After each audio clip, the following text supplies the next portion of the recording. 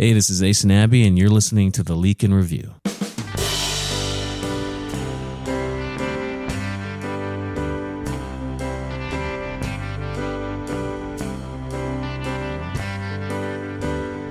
Now forget everything that you thought you knew from the shed of dreams, the Leake in Review. Welcome back to the show. Thanks for the likes, the shares. If you haven't already done so, hit subscribe, and then you get the show automatically coming into your feed.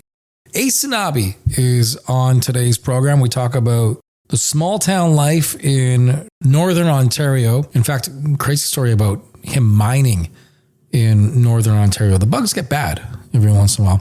Tour dates coming up, new album. All this stuff is happening. So Aysanabee on today's program. But first, where there's a heartbeat and a stage, there's an artist set to perform. This is the Leake in Review on tour.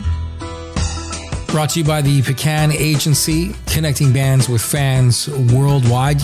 Check out Keen, November 6th in Guadalajara, Mexico. November 8th, playing Merida, Mexico. Vampire Weekend, it's got some dates coming up, which include Las Vegas on November 7th and Scottsdale on November 8th. Coming up on the Leake in Review, Aysanabee. Hi, my name is Kim Stockwood. I am a proud Newfoundlander and a Canadian singer-songwriter. In a landscape where many lack access to health benefits or employee assistance programs, the Unison Fund serves as a lifeline of hope for musicians and music industry professionals facing medical emergencies or mental health challenges. To learn more about Unison and their programs, please visit unisonfund.ca. Hey, this is Aysanabee, and you're listening to the Leake in Review. Oh, yeah. Yes, you are charging. Oh, I know. I was going to have to just take the bus, I guess. That's it's wonderful that we have phones that we can do everything on, but unfortunately we're so dependent of these devices. Like, got to open up my car door using a phone now. My house, I open up to get into the house, I'm using it as a key for the hotel. It goes on and on and on. Evan, you grew up in a space and time where I'm guessing there was no cell phone reception. There's no tower in the community that you lived in Sandy Lake. Yeah, well, I was in Sandy Lake till I was almost 5, but then I grew up, we moved to Kaministiquia, still very rural, past Thunder Bay. But it's like 45 minutes. Yeah.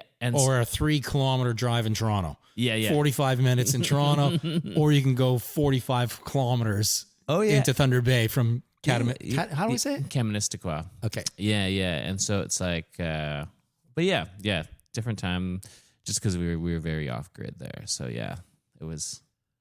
I was thinking of this. Being off grid teaches you so many unique things. You have different perspectives from being off grid. I think you're a little bit more receptive to lots of things that are happening in the world. Whereas when you're always on your device, you're just being fed. This is right. This is wrong. Time to be agitated.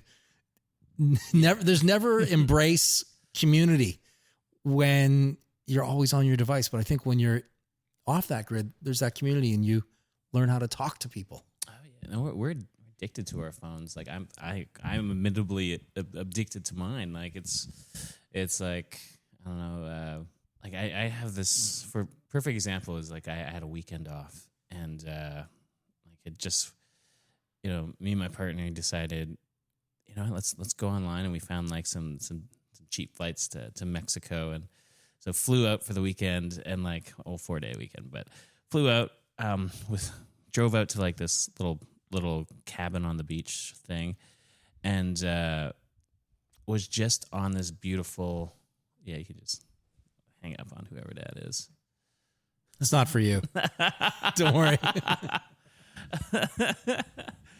On this beautiful beach, and just kind of beautiful water, beautiful sunset, beautiful company. And I was just like, what's going on in my email? Oh, did I forget? Remember to post that thing. It's so wild how connected we've become to them. I don't know about you, but when I have the phone maybe turned off for 2 days and I'm on that beach or whatever location that is, away from it all, I become so creative and so inspired where maybe I just think I got to paint the house, or I got to, it's time for me to sand those floors, or whatever it is. I get so inspired. Whereas when I'm in the house and I'm on the device, I am the opposite. It's like, these floors can last another decade. When you're out on the beach and that, are you thinking of the songs? Are you thinking of writing another album, even though we're just releasing a new one? Yeah, definitely. I think actually I'm going to put that into full effect in next year. I've kind of sectioned off a whole month in February, unless something really incredible kind of like I need to do. Like I'm sectioning off that whole month just to go to South America and go just write for a month and just go unplug and like just sit and intentionally work on something. Anywhere in particular in South America? Cocaine factory somewhere middle of Brazil. Yeah, wherever I can stay up for the entire time and just write. Just these eyes will never close. Beautiful poetry. I just like somewhere.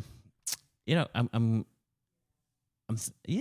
don't know. Like I know Mexico's not technically South America, but if I can't decide on a place in like Chile or like Argentina, kind of in and around there, Peru even, like I might just opt. The biggest thing is just to find like a nice, small, sleepy, beautiful town with great food and by the water. And it'll be warm too. Yeah, and just go bring some of my equipment, like post up and just write and like get out, try to learn to surf in the morning or something, and just fill the cup a bit and figure out what's next. Yeah, I think that's an excellent idea, and I fully support it. But I need you to have this all done in like 6 weeks, okay? Because what's going to happen is you're going to quickly extend it to 2 months to 3 months, and next thing you know, we never see Aysanabee release any more material. And I understand it. I had a friend who, she was writing an album and she got this inspiration, kind of like what you're doing. I'm going to go off the grid. I'm going to go to this cabin in British Columbia, and it's going to be me, my guitar, and it's going to be awesome. 2 days into it, she goes into like the local town, wherever it was, and phones the person who owns the cottage and goes, okay, a couple things. I got no phone service. 2, you have no power at your cottage. I have my amp, my electric guitar. I got my microphones. I want to do some recording. Could you have given me a heads up that you have no power? And he's like, yeah, I probably should have told you that. She's like, I booked this time off to do. I don't know if she ended up writing a song about that, but it sounds like it's a song in the making. All my off the grid intentions failed because I had no power to do anything that I wanted to accomplish. You're on the road, big tour, all in support of Edge of the Earth, which you're out with the band this time around. Yeah. I've been absolutely loving it. Like they're all really good pals of mine and have been on the road with me like on and off for like the last 2.5 years. And they're all just like top class musicians, like so good at their craft and they all have so much experience on like touring with different acts as well. Like Lala, she was on the road with like Alessia Cara and Patrick Watson and overseas and in stadiums and stuff like that. That's a wild spectrum of artists to be with. Yeah. And both lovely. And then the one who's like kind of hasn't had a lot of road experience, and like he's so sweet to be in the airport to be like, oh yeah, I've got like this little thing and it's gonna help be like super awesome at the airport. And I'm just like, it's so refreshing. Versus everyone else who's just like, you're becoming jaded with travel, becoming jaded with the luxury of flying at 600 miles per hour through the sky. I know. I did think about that the other day when I was probably complaining about it. I was like, this is pretty crazy. Imagine just having to walk all this distance to go. Well, I think if anyone's going to be able to do that, it would be you. You seem to have that drive in you where it's like, the next gig is 800 miles down the road. We better leave right now if we want to be there by March. Oh, yeah. Wasn't there a story like when you were mining, didn't you like weren't you out in the wilderness by yourself and stuff like that for like days? There was a couple times where it was just two of us here and there, but like we worked by ourselves for the day. So it's like at the end of the day, we come back to like this like canvas 16 by 14 tent with like a wood stove and stuff like that in it, where we just like make meals. Like a full-on camp. You're like, again, this is definitely off the grid. Yeah, yeah. And just like in there for sometimes like, I think the longest I was out there was like almost 2 months. Lots of bugs. Yeah, that was one thing that drove me crazy. Like I remember actually losing it one time, like because I was waiting for somebody. Like he was like hiking like 5 kilometers to get to where I was, and then we were supposed to like hike out this one area together. And I was just waiting there for like an hour and a half, and like was trying everything. Was starting like little tiny fire and putting leaves so the smoke would hit me, but like I still just getting eaten alive. And I remember just standing up and like yelling, just like, "What do you guys eat when I'm not here?" Like, Right. How are you here, and what do you eat when I'm not here? Like it just makes no sense. What was it, like mosquitoes or black flies? It's or? the worst. It was the no-see-ums, and so like even if you have like a little bug hat on, they're so small that they can go right through the things, and just it still feels like getting bit by a mosquito. It's wild. I've never even heard of that bug. Yeah, And this is northern Ontario. yeah. Like they're still like blood-sucking bugs, and they call. I'm not sure what like the Latin names for them are, but they call them no-see-ums because you don't see them. Okay. Well, it's a logical name at least. And how long did you do that job? Man, well, I started going in summers and holidays when I was like 12, and then ended up like doing that full time. Like, It's a good summer gig. yeah. I dropped out of high school in grade 11 and then did it like full time for a couple of years before deciding to move to Toronto. But you finish off your high school degree, right? Yeah. I ended up going to like adult ed, and like that's how I was able to go to college in Toronto. And like I went to school for journalism. And Which you're like a journalist, Yeah. in a sense. You just record it from your point of view. Yeah. No, Right? definitely. I mean, it was interesting, like reprogramming my brain a bit, switching over to music, because in journalism, like you gotta really have to be kind of unbiased and like to be able to tell news and tell objective stories versus being a musician where like it is very much your perspective and your feeling and your opinion. And, we've been talking a lot about being off the grid and on the grid. News is so much on the grid where all you want to do is get away from it at the end of that shift, whatever it is, right? Like it can get you down. Well, that was wild. That's why I thought with the first record it was going to take me like 4 or 5 years, because like I thought like I'd be working all day in news, and like people say they get drained from like reading or watching the news for like half an hour. Like if you're working for 8 hours, like you're 8 times as tired from just like, wow, there's crazy things happening in the world. So it's like, yeah, I totally thought that record would take so much longer because I was working on it after work when I was trying to finish it, like back in end of 2021. So end of 2021 when you finally got to go back to work part time. Oh no, I was working full time. I was working remotely. But you were working full time from home in Toronto. Yeah. But couldn't even go outside to really see what the world was doing. You just had to hear about it through various feeds. Yep. Pretty well. Like I feel like a lot of journalism still kind of happens like that too. Like they have the field reporters, but then yeah, definitely a lot of digital and web publications and stuff will just be cold calling from their desks and getting the stories and running interviews. What was say some of your bigger stories from that time where you're like, oh yeah, I really nailed this one? Oh man, you know what? I did some like I did some mini documentaries that I was really kind of proud of. One I did like that followed the stories of the missing and murdered and like the children of the missing and murdered Indigenous women, and then I did like another mini documentary on like transgender reconstruction in Ontario and kind of the pitfalls and like what people have to go through to kind of get access to some of these like health access to different like procedures and stuff. And this was all like that. I did all that through when I was working at the Huffington Post. And they've since, I think they unionized a while ago. And then as soon as they unionized, they like fired everybody. Yeah. So the site even got taken down, even with all my work. Oh, that's a drag. So Do you have it any archives, or do you just put it up there and it's like, well, it should be there forever, I guess? I mean, I have this stuff on my laptop that I worked on, but like my old laptop. But yeah, as far as it being like in publication on Huffington Post, I think that's been shut down. I like that everyone got a raise for 2 weeks and then everyone lost their jobs. Yeah, Like I don't mean I like it. I'm just being observant to it because media is such a crazy business. Like if you don't know somebody who's been let go from media, not because of doing anything flagrant or whatever, I mean, everyone has lost a job in media because it's evolving. Oh yeah. I mean, we're talking about you're fishing for stories online, and the story starts online with the person who's on the scene who is doing a live Facebook feed or something like that. How much of that do you see on your device and go, boy, I could write a song about this? Or do you go, no, I can't do a song about that. I have to be experiencing it firsthand. Because I know you did your album with your grandfather. Yeah. I thought was brilliant. The taking stories from someone you love who has this history, I thought was brilliant.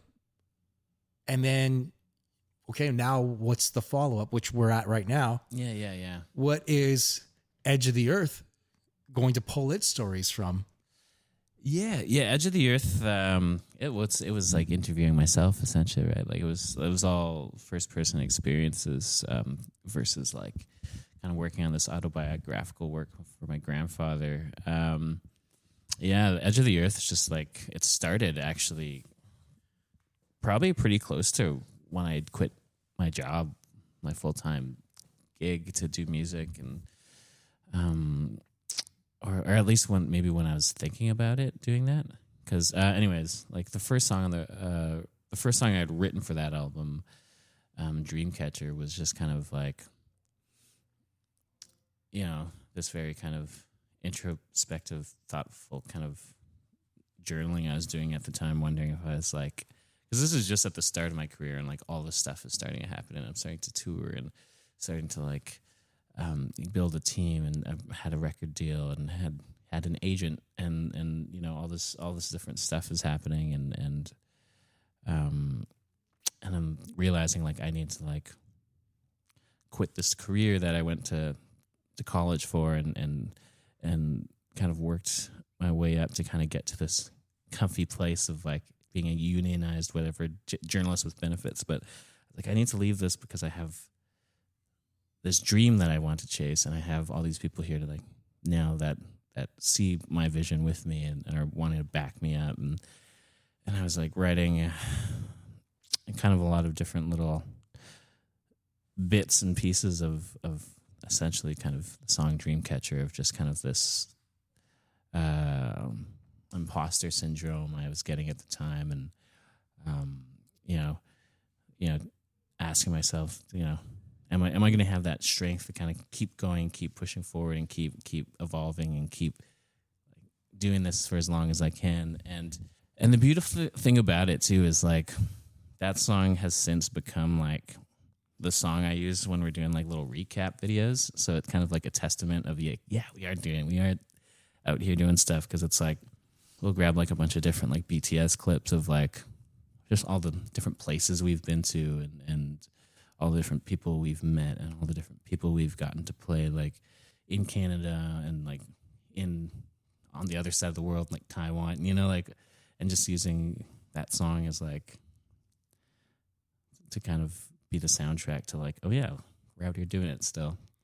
That's something too to point out, that you are experiencing things that are vastly different than 99.9% of the community you grew up in just outside of Thunder Bay. Like you are, I mean, I've seen this lots, especially throughout the US. Most people don't have passports because the mindset is, well, why would I ever need to leave?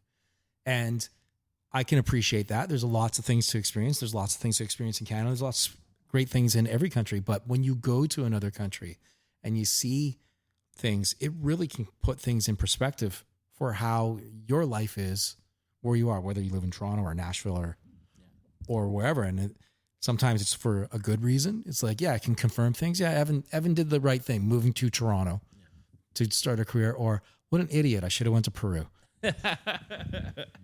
Well, now I get to check it out now. Go try and write songs. Does the label say, hey, we got to keep you on that schedule? Because otherwise we know how our artists can kind of just spin away and 1 year becomes too fast. No, I'm almost running into the opposite where they're like, you got to stop putting out music for a second. No, but no, it's nice. I think I've created this space for myself to kind of be able to take this time. Definitely want to take it just so I can like really put, really kind of just sit and write and really collect and reflect and work on something very intentionally.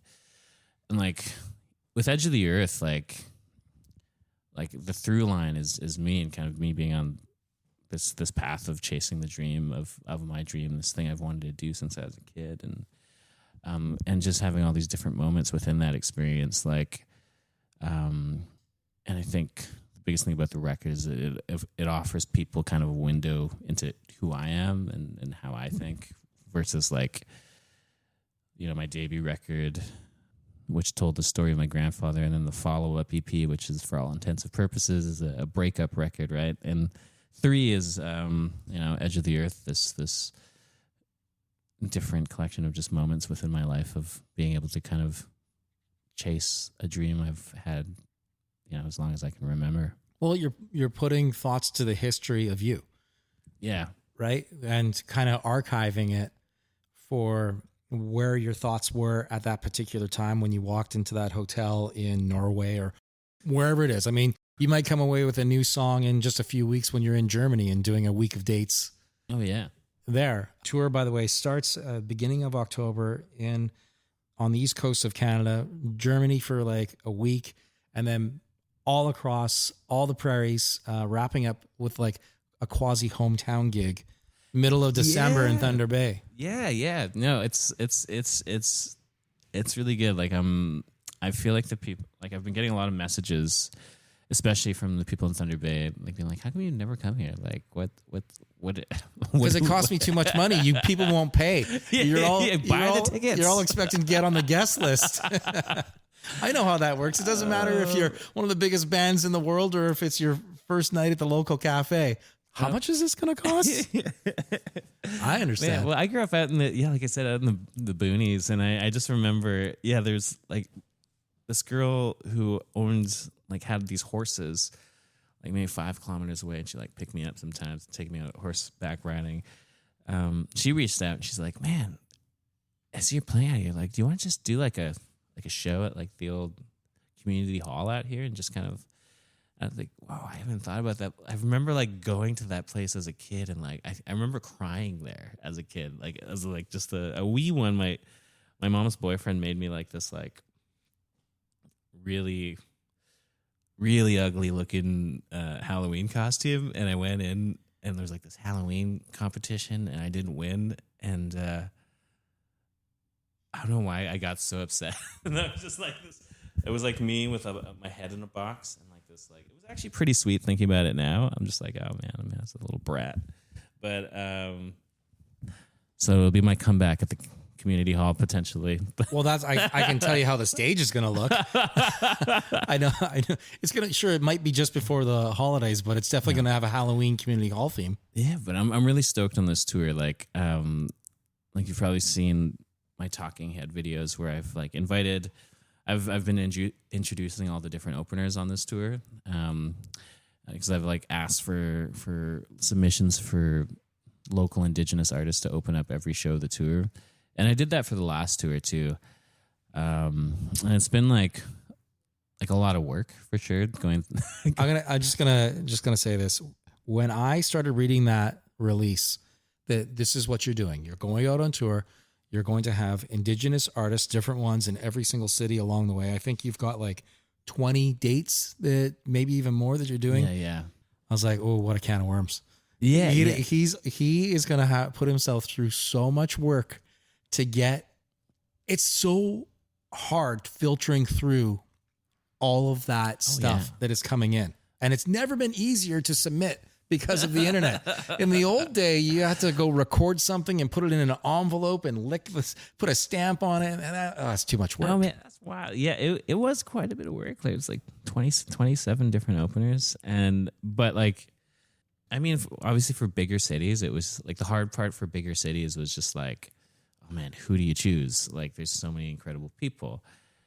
For some of the more off the beaten path locations, I was just like, oh, like this one person is offered to drive like 7 hours, but that is a long way to go for one show. Like, right. So it's like it's been like each place has its own challenges, but like at the end of the day, like some of the artists, like I'm so stoked to just be an audience member too, because like, some of the artists are just so wicked.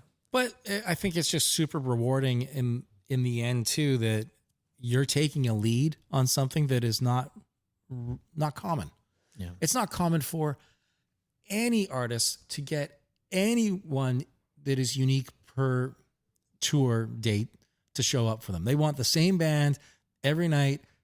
Let's not worry about it. Let's get rid of any of the heavy lifting and let's just go out and do a tour. But I think what you're doing is extremely unique and you should be applauded for it. Thank you. Yeah, no, it's been super sweet. And yeah, I just hope everyone's feeling comfortable with just knowing that like it's open door policy and just like, any questions kind of send an email. Yeah, and now they're going to be like, keep touring and let's come to my town so I can open up for you. It's like, do you not know the logistics of touring? Yeah, it's wild. It's wild. Like that's what you're doing. You're explaining it. You're probably doing to the new members of the band, where you're saying, hey, let me tell you how this is going to work for you logistically. And it's now you're the boss too, where you're on the road. So you're doing HR and you're doing. No, we got a tour manager for this one. Oh, but you're like the president of the company and you got a tour manager, but the tour manager still reports up to you and it's your say. Yeah, no, it's true. But honestly, the crew has been pretty chill. Like everyone on that crew is just like so professional and so like just know how to do a big tour. They're just like, oh yeah, like just everyone knows when to like be in spaces, but also when to take their own time and have their own time and space. And there's no real big partiers or anything. Like we went out one night at the end of the last tour and like the next morning we're like, yeah, that's why we don't do that on the tour. Oh, that was rough. And yet then on the other side, there's other bands where they'll go out for a 6-week tour and the first 2 weeks is partying and the last 4 weeks is just hungover. Oh yeah. Right. They're just behind the rest of the run.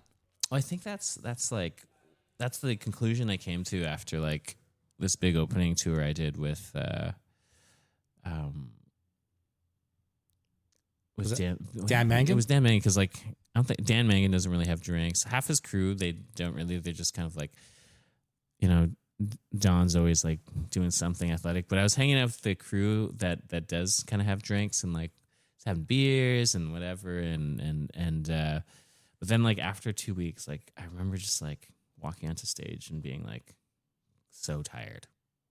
And like I'm opening solo by myself and I just like played and afterwards like it went well enough, but like I did walk away from there being like, oh man, that's like it's not just a disservice to like the audience who like went and bought a ticket to like give them a good show, but like also a disservice for me for like working so hard to get to this point and now just like being super tired to do the thing that has brought me here. So then the last half, like I was just like hanging out with the other crew. Like I think like Don would always like find a yoga place before every show, and like so I was like hitting that up with him. Like it was just like you just learn like what you need on tour, and I think I've gotten to that space. Well, I think too on being on that tour or any tour, you got to break the habits. It's like, because it turns into Groundhog Day. You don't know what town you're in, but you just end up on some stage and you don't know what town you're in because you haven't gone out and explored. You haven't gone out for that, maybe a bike ride, maybe a jog to a unique coffee shop. A lot of guys, they just wake up in a bunk and they're like, where are we now? They go play, and then they go back and cocoon and play on their phone for the next 23 hours.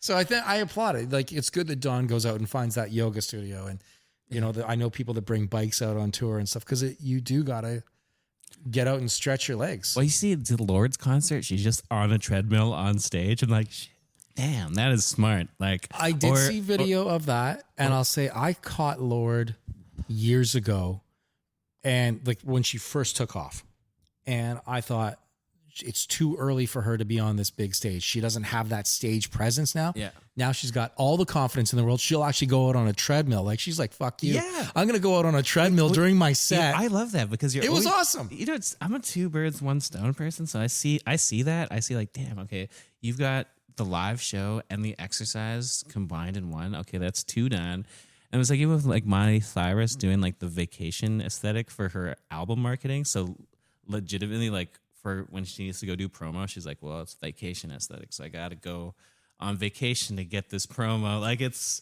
super smart ways people find to do things. But here's Lord. She's running on a treadmill. She's going to be sweaty. You walk off. Everyone in your band walks off the stage. They better be sweaty, right? It's not like you're just making subs at Subway sandwiches. Yeah. You know, we're putting in some effort here. Listen, Evan, so great to see you. Thanks for coming in and doing this. Congrats on the new release, Edge of the Earth. The tour, again, starts off in the East Coast, beginning of October, and wraps with a hometown gig. Everyone in Thunder Bay is welcome to go for free. You're on Evan's guest list.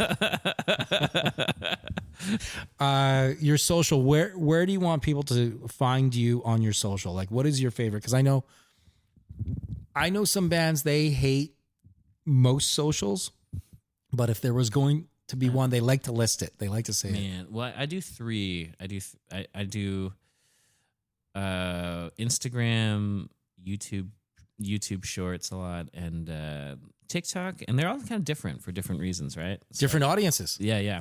It's like all your friends are like kind of on Instagram, and like everyone else is on TikTok, I think is what the producer said to me.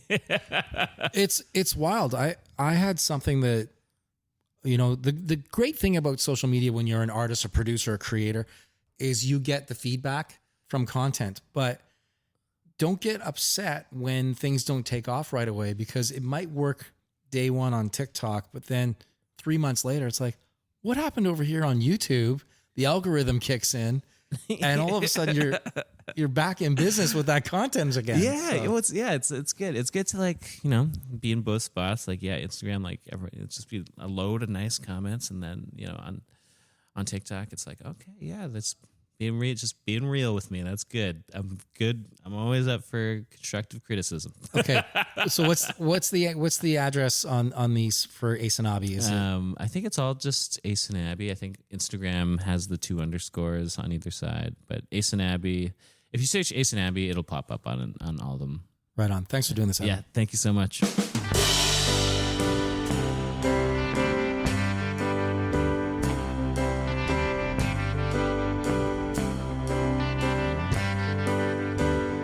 Now forget everything that you thought you knew from the shed of dreams.